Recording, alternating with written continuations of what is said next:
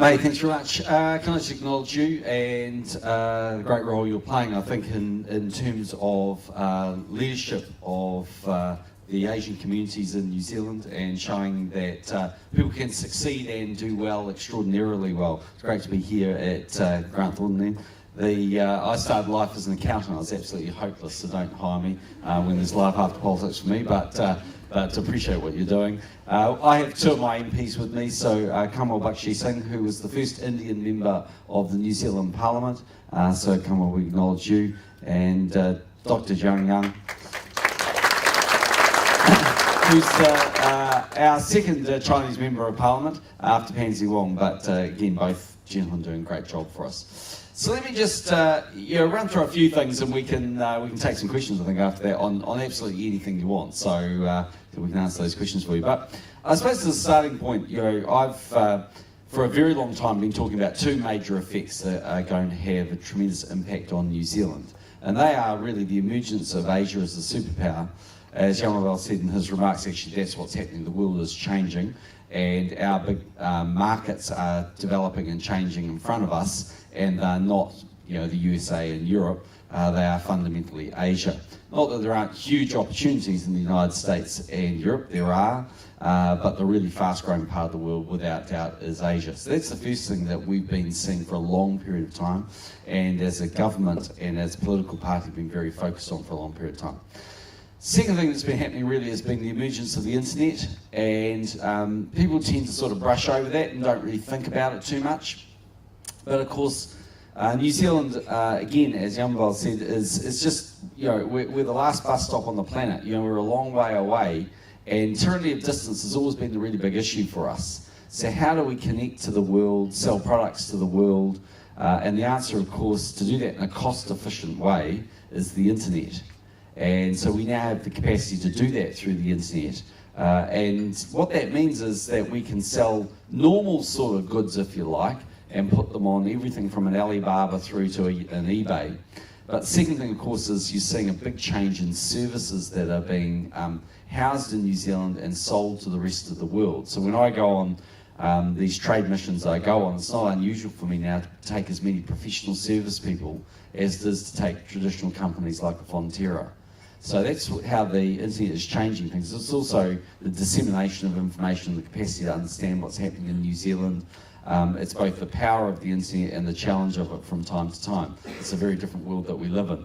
But nevertheless, for New Zealand, it's sort of massive exposure. So you can see that when Prince William and Kate came to New Zealand a few weeks ago, New Zealand got a huge amount of exposure, not necessarily because a picture of them was in the Sun or the Guardian or Le Monde or something in Paris. It was because people then went and followed up on all that stuff on the internet and used that as a way of finding out about New Zealand and lots of other things.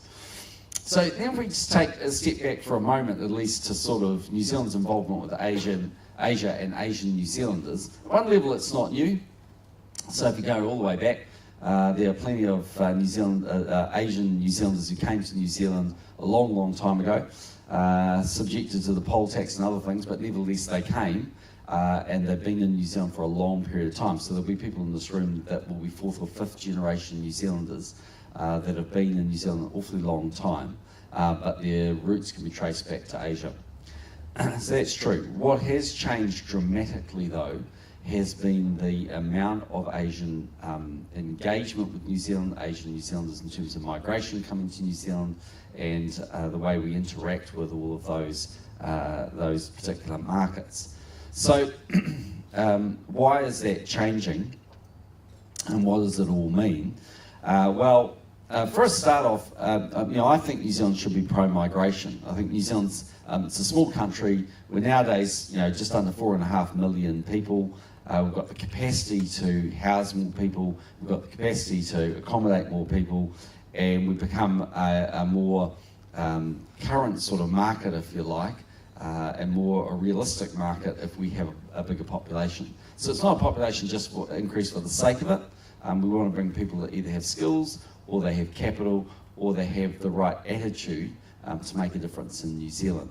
And we see a huge amount of that taking place with migration that comes to New Zealand. So our population's, generally speaking, been on the increase for the last 20 or 30 years.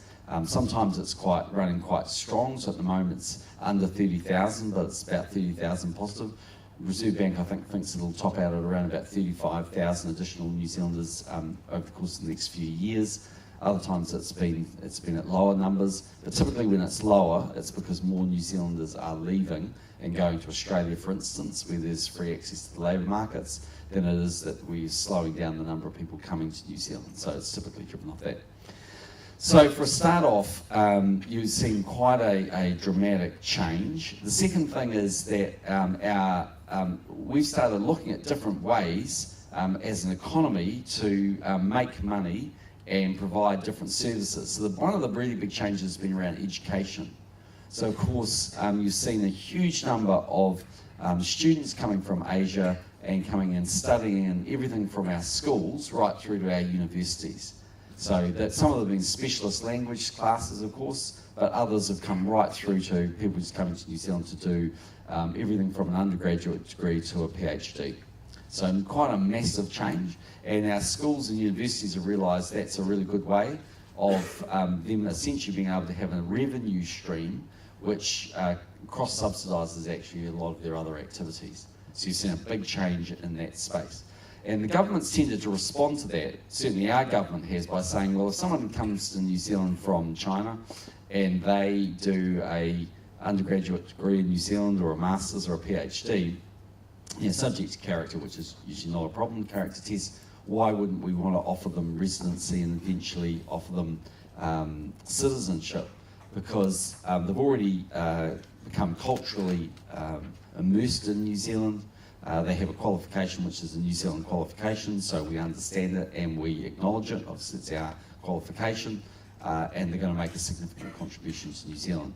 So you've seen quite a dramatic change happening in that way. Second thing that's seen a lot more Asian people just on the streets of New Zealand, if you like, is tourism. So, Australia's our #1 source of tourists. We get about 1.1 million Australians coming to New Zealand a year, but number 2 now is China, and it's growing rapidly. So we now get about 250,000 Chinese coming every year. Those numbers are likely to grow exponentially. So there were 92 million trips undertaken by Chinese last year. 52 million of them went to Hong Kong, so they didn't go too far afield. Sort of part of one China as we see it, but essentially they're going to start coming more long haul. China's also changed, as you may be aware, very recently their rules. So essentially they've tried to outlaw, the sort of cheap and cheerful Chinese shopping trip. Those things are over. Don't try and say that after 3 drinks. They've tried to replace that with essentially what is consumer protection law for their own citizens. But essentially it's meant that they're likely to move up the value curve, so they're likely to be wealthier people that are travelling, they're likely to stay here longer, and they're likely to spend more. So that's another form of substantial change of why you're seeing a lot more people. And then investment flows. So if you think about Asian investment flows, they were typically out of Japan. So if you go back about 30 or 40 years ago, not at all unusual to see significant Japanese investment. And that was at a period of time where Japan was exceedingly wealthy. They were making investments around the world, all over the show, from buying major hotels in the United States, right through to significant forestry investment and fishery investments in New Zealand. So what was far less common was Chinese investment or other investment from other Asian nations. Some of it took place, but not as much of it. That's dramatically changing. So China's starting to become a very significant investor, for instance, in New Zealand, and that's demonstrated by the fact that you're seeing the Chinese banks establishing a presence here. So ICBC has established a presence, the Construction Bank of China's setting up a presence here, others are looking at coming to New Zealand. You've already got 3 international hotels going to be built here, one of them down at the viaduct. That's almost certainly going to be financed by the Chinese investment, be a 5 or 6 star hotel, so a magnificent hotel. You're seeing substantial interest in Christchurch from China and quite a number of other projects around the country. You've seen the major dairy companies, Eli and Yashili, establishing operations in New Zealand. Obviously Shanghai Pingxing's been here in New Zealand and broadening its investments. So you're seeing quite a dramatic change. So the basic pattern is you're seeing a lot more interest The fourth part of all of that is around the FTAs. So New Zealand signed its FTA with China back in 2008. Essentially, two-way trade back then was around about $8 billion. We imported a lot more than we exported to them. The exact makeup's not exactly this, but it's roughly this. We sort of bought about $6 billion from them and sold about $2 billion to China. Nowadays, it's at $18.3 billion, but we're on track to hit the $20 billion target we set for 2015. And the number of imports, while it's rising from China, is rising relatively slowly, so we probably import about 8 billion, and we export 12 billion. So it gives you a bit of an idea of how that's changing. And we've set a new target of 30 billion by 2020, which we'll probably quite easily achieve. And again, it'll be very much growth in New Zealand's exports. So of course what's happening is that so many companies are much more focused on those opportunities, because what they can see in China and Malaysia and Indonesia and India and all of these countries is massive investment opportunities as their consumer base gets immensely wealthy. So just to give you an example of that, we were in China a couple of weeks ago, probably we were about 3 weeks ago, and we were at lunch at the Shanghai Yacht Club. So the one thing that's reasonably interesting about the Shanghai Yacht Club is no one owns a yacht who's a member of the club, so slightly unusual. But anyway, I was sitting next to this guy and I said to him, "What are you doing?" He said, "I'm a property developer." So I said, "Okay, what do you develop?" He said, "Residential." I said, "What are they? Are they apartments?" He said, "Yep." And so I said, "Okay, how much do they sell for?" So he rattled off this number in renminbi. So I said, "Oh, it's about 600,000 New Zealand dollars." He went, "Yep, that's right." And I said, "How much do they borrow to buy one of these apartments?" He said, "Well, they have to have a 30% deposit. It's much tougher than the Reserve Bank in New Zealand. So they borrow 70%, they put down 30%. And I said, "Oh, okay, do you sell lots of them?" And he said, "I like to do them in 10,000 unit lots." So probably fix the Auckland housing market overnight. But you sit there and you say, "Wow, how's that possible?" And the answer is their consumer base. So I said, "Well, what is your, tell me a bit about your company." He said, "Well, pretty big, obviously." I said, "How much do you pay your people?" He said, "Well, a middle manager gets 200,000 US. And he said, "I'd like to pay them a bonus of 200,000 US. So you may have heard of a little company called Aurovita. It's had lots of publicity recently. Okay, so if you go to Aurovita, interesting company in a lot of ways, because they export liquid milk. That's one of the things they do, they export liquid milk. So if you go and buy 2 litres of milk and you go to your dairy, you'll pay about $5. Okay? If you go to the supermarket and you really shop around, you might pay as little as $3.30 or something, but about $3.50. So the basis of their business is little, I actually don't understand fully, but as much as I understand it, is they milk these cows on a Monday in Papakura. It's put in a 2-litre bottle, it's put on the belly of an aircraft and sent to Shanghai. It's on the shops on Tuesday morning in Shanghai, or Tuesday afternoon, and it sells for $23 US a bottle. And they sell out, I think, by Tuesday evening. So why? Well, because you've got 25 million consumers living in Shanghai. And if you've been to Shanghai or Beijing recently, they look like New York. It's immensely wealthy downtown. I mean, I went to Beijing first in 1995 when I was with Merrill Lynch.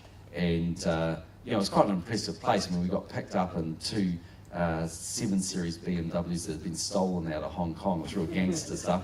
And they took us on this 8-lane highway into town. But as soon as you arrived there, Tiananmen Square was full of people biking around with chickens on the back and all this sort of stuff. There were more bikes than anything else. It's not like that now. It's a very sophisticated, basically urban city. And that urbanisation, so 54% of the 1.35 billion people that live in China are already urbanised. It'll be 75%, I think, by 2030. They're urbanising at 13 million people a year. So you can imagine a consumer base which is just evolving before we arrive. So there's no great surprise that they want to buy dairy products from New Zealand, infant baby formula, all these things. We're 80% of the infant baby formula market. So you can sort of see where that demand's coming from. So the bottom line message of all of that is there's a symbiotic relationship here. There's massive opportunities for New Zealand in engaging with Asia, because in the end, if we want to keep people in New Zealand and we want people to come to New Zealand, all of those things. We have to give them high-paying jobs and things that satisfy them. On the other side of the coin, China and these other countries in Asia have massive demand for our products. So it's not just baby formula, you know, it's architectural services and legal services, it's accounting services, it's the whole 9 yards. So I suppose that takes you back to the political debate of how's all that unfolding in New Zealand. So if you want to think, you know, anti-migration, kind of anti-everything foreign, you know, think Winston Peters, right? Okay, you've been about the right space. So he's been on that bandwagon for about 20 or 30 years. It's not new. He's been there forever saying the same things. The interesting thing is he's been getting less traction in recent times. So the reason Winston's numbers are a little bit stronger is because Labour's numbers are a lot weaker. So essentially, we had the same thing. Back in 2002, when we polled 20-odd% on election night, it wasn't that people absolutely hated us. It wasn't probably our time. I mean, in truth of it, it was a one-term Labour government. We have no history in New Zealand of one-term governments. It was always a very difficult election to win. We polled about 30% in our electorate vote. But in the party vote, our people said, well, Clark's not going to get there on her own as the leader of the Labour Party, so let's try and choose what we think is a better coalition partner for the Labour Party as opposed to the Greens at the time. And so what they did was they left us and they went to New Zealand First, ACT and United. All of them polled about 6 or 7% with the aim to, you know, her being able to bolster those numbers actually of sort of getting it. That was the argument that happened. So it's the same thing at the moment. If you accept the argument that Labour's polling very weakly, you know, those numbers are moving actually to the Greens and to New Zealand First. Not because of the anti-immigration message, but the anti-Labour message. There's quite a different thing going on. What is a little more interesting is Labour is turning anti-migrant. So they'll tell you a completely different thing if you get David Cunliffe here now. He'll tell you he loves you, and he doesn't. And he'll tell us on the debates, when we have the national debates, he'll tell you he loves you, he tells you he believes in you, and he backs you. But nothing they're doing demonstrates that. So these are the guys that walked onto the Crayford Farms with a New Zealand flag. The subliminal message was, we don't want Chinese investment. These are the guys who are basically saying they don't want foreigners buying property in New Zealand, even though they know, like we know, the number of offshore people who are actually buying a property in New Zealand that have no connection to New Zealand is incredibly low, right? And they know it doesn't work because Australia has that policy, and they sell more property to foreigners in Sydney than they certainly do in Auckland. So it doesn't work, okay? These are the guys that are jumping up and down about foreign investments. You might have seen in the weekend that Carter Holt Harvey, Graham Hart sold $1 billion worth of his pulp and paper assets, I think it was, and they're saying they're opposed. Why? Because it's a Japanese buyer. They happen to have actually been in New Zealand for 40 years. They have been incredibly good long-term investors. Very, very, very good long-term investors. Right? So why are they doing all that? Well, they think that there's an underbelly or a current there that will give them some support by basically subliminally playing the race card. That's the guts of what they're doing. And for Peters, he doesn't want to do that quietly. He wants to scream that from the rooftops because he's pretty convinced there's 5 or 6% of New Zealanders that will agree with him. So the question is, should you worry about that? And my view would be, I'd be more worried about Labour than New Zealand First. Only because I think it's actually quite sad that a political party that, you know, to be blunt, you know, New Zealand politics is always going to be dominated from what I can see between Labour and National. You know, there'll be times where it's our time, it happens to be at the moment, there'll be times when it's their time, it'll happen again in the future. So actually they'll have to reverse their position because their position is not sustainable or logical or economically accurate for New Zealand. So they will turn. It's just a short-term thing to try and bolster a bit of support that they see failing. But in case of New Zealand First, I wouldn't worry about it. There'll always be a small percentage of the population that's opposed to migration. My electorate is full of Croatians. They happen to be some of the hardest working New Zealanders. They've been here for generations. They make fantastic wine. They're great people. But 50 years or 60 years ago, they were the people getting picked on. There are always going to be some people that are just going to be opposed. They're going to say, you know, I think New Zealand should be harking back to like it was in, you know, 1870 or 1880, and that's how they want it to be. But is that realistically the right approach for New Zealand? In my view, no. I think New Zealand's a hell of a lot better being a multicultural society. For a start off, it's far more interesting. We're likely to be far more knowledgeable about what's going around the world. It's certainly a hell of a lot better place to eat as a result of that. And we're just much wealthier as a country for the ethic and the attitude that so many people bring. So I was in Napier last week. We went to lunch at this Thai restaurant. This guy Chung, who's there, good guy. They introduced him. They said, look, he was at his restaurant that we went, but it was really an example of, and there were hundreds of people there, but they basically said it was an example of how migration can be incredibly positive. So he came 14 years ago with absolutely no money to New Zealand. He set up a caravan and sold Thai takeaways from them. Then he established a restaurant in Napier. This is now his third restaurant in Napier. It's obviously pretty big and flashed, a new one. He's established a restaurant in Parnell. He's got one in Wellington. And that's just the typical migrant story. They come to New Zealand to make a better life. In fact, everyone pretty much does. My mother was Austrian, my father was English.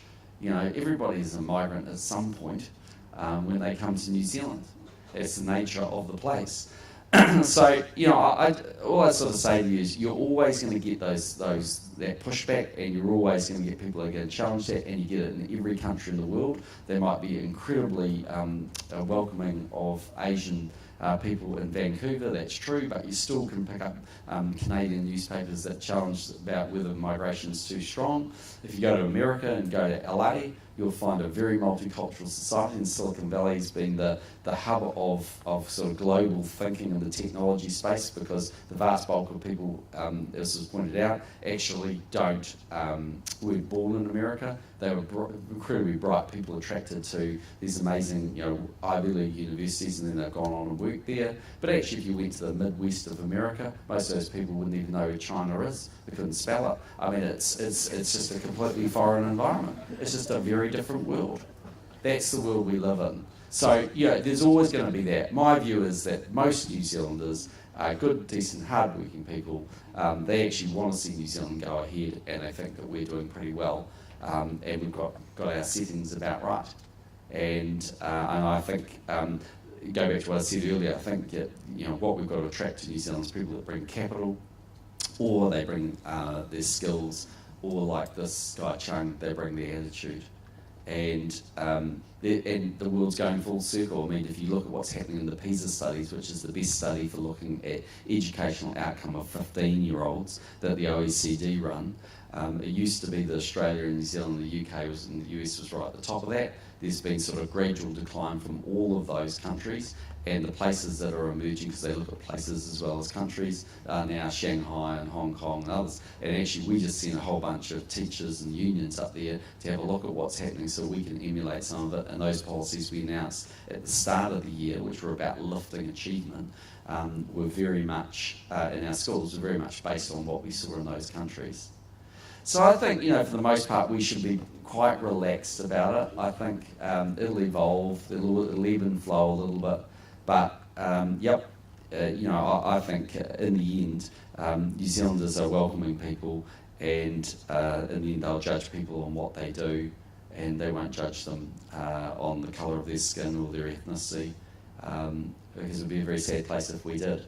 And there'll always be political debate, and as long as you have MMP, there'll always be political parties that want to carve out a bit of a view on something, and you just have to accept that's there. If those who want to argue in favour of free trade and migration and all of those things like the National Party does, if we can't win that debate with the public, then it just shows you we're not doing our job enough.